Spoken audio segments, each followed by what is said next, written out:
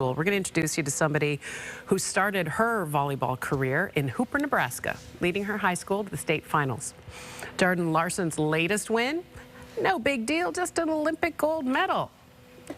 As Team USA's team captain, Larson led her team not just to a big win over Brazil, but also got into the history books. Her squad will always be remembered as the first U.S. women's volleyball team to ever bring home the gold. Joining us now, newly minted Olympic gold medalist, Darden Larson. Good morning, darling. How you feeling?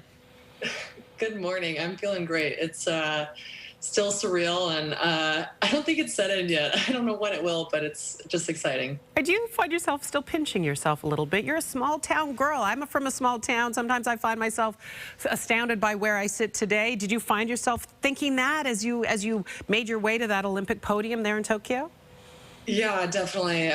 Very blessed to grow up in a very small town, and a lot of family still there in Nebraska. And I think even when I made it to my first Olympics, I was like, what is this? Where am I? And, like I dreamed of it, but I don't know, did I think it was going to become a reality? And not to the extent that it has. And it's just been such a crazy journey and a wild ride, and just really grateful. When did the light bulb go off for you that it wasn't just something that you had fun doing, right? I like playing volleyball. That you were like really good at volleyball?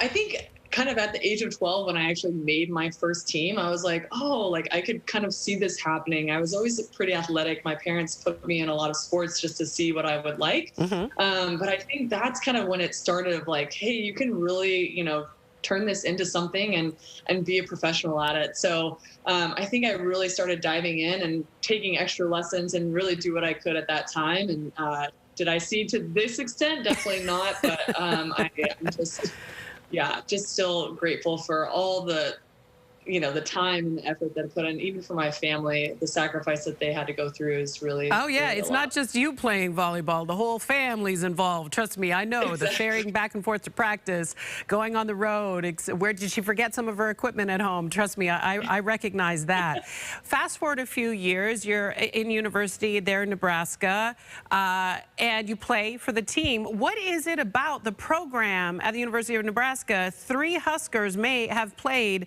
on the Olympic squad. What were they feeding y'all there? What is about that program that is so darn successful?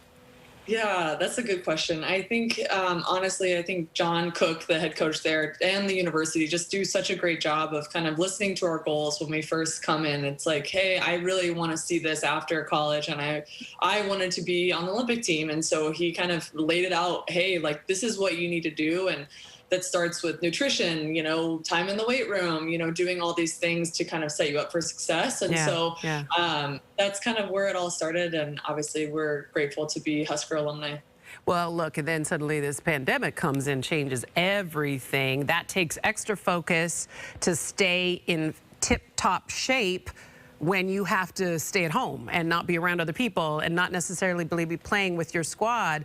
That must have been a real challenge for you and several of the other athletes.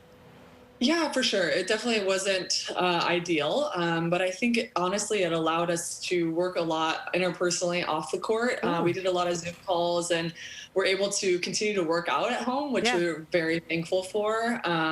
And then I actually got involved with Athletes Unlimited, which is a new league that's starting up in the United States. And so I was kind of dove right into that and was talking to a lot of athletes about playing and, hey, you can stay in the States and play professionally. What is that like? And so I was able to put a lot of time and energy in that, kind of help me stay the course and really just focus on working out at home as well. Silver lining in it all, right? I want to know what the difference is in the mindset of playing, going into an Olympic match as opposed to the mindset you'd have going into a stateside match. Is there a different headspace you have to be in? Is there a different feeling as a player? Yeah, I think to a certain degree, I wouldn't say so much. I think we kind of preach that, it's the same court size, it's the same ball. I think in your mind, you could make it much bigger than it actually Yeah, is. yeah, yeah. And so I think we try to just kind of bring it down to like, hey, we're just here to play volleyball. And that's what we've been doing now for the last 4 years leading up to this. And it's just called the Olympics. So, but in reality, it's really special. It's a really fun thing. And obviously, it's much different. We didn't play in front of any fans, and normally we're playing in front of fans and family. And so I think there was less distraction going on this time around. Yeah. That maybe we have in the past. Okay, Jordan, what's next for you? I understand you're recently engaged. Congratulations, by the way.